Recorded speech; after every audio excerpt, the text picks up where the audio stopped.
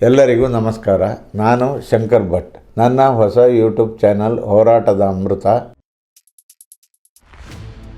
ಕರ್ನಾಟಕ ಸರ್ಕಾರ ಬಿಯರ್ ಬೆಲೆ ಹೆಚ್ಚಳ ಮಾಡಿದ ಹಿನ್ನೆಲೆ ದುಬಾರಿ ಹಣ ತೆತ್ತು ಬಿಯರ್ ಕುಡಿಯುವುದರ ಬದಲು ಮದ್ಯಪ್ರಿಯರು ಹಾಟ್ ಡ್ರಿಂಕ್ಸ್ ಮೊರೆ ಹೋಗಿದ್ದಾರೆ.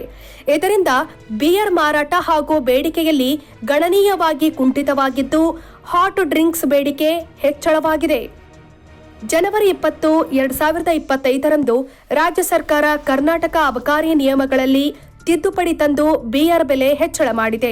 ಹೊಸ ಅಬಕಾರಿ ನಿಯಮಗಳ ಪ್ರಕಾರ ಲೀಟರ್ ಬಿಯರ್ ಮೇಲೆ 12% 20% ಬೆಲೆ ಹೆಚ್ಚಳವಾಗಿದೆ. ಇದರ ಪರಿಣಾಮ ಬಿಯರ್ ಪ್ರಿಯರು ದುಬಾರಿ ಬಿಯರ್ ಕುಡಿಯುವುದರ ಬದಲು ಹಾಟ್ ಡ್ರಿಂಕ್ಸ್ ಮೊರೆ ಹೋಗಿದ್ದಾರೆ.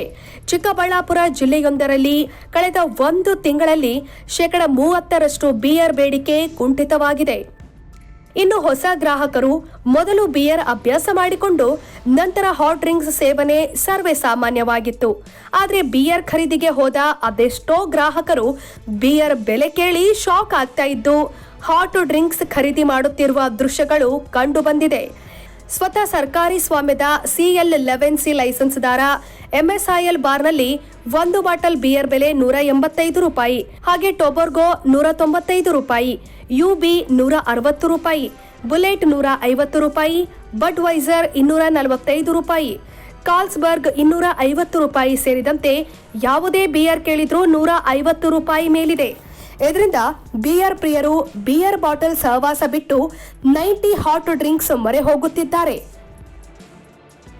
ಒಟ್ಟಲ್ಲಿ ಬಿಯರ್ ಬೇಡಿಕೆ ಗಮನಿಸಿದ ರಾಜ್ಯ ಸರ್ಕಾರ ಸ್ವತಃ ಅಬಕಾರಿ ನಿಯಮಗಳಿಗೆ ತಿದ್ದುಪಡಿ ತಂದು ಬಿಯರ್ ಬೆಲೆ ಹೆಚ್ಚಳ ಮಾಡಿದೆ.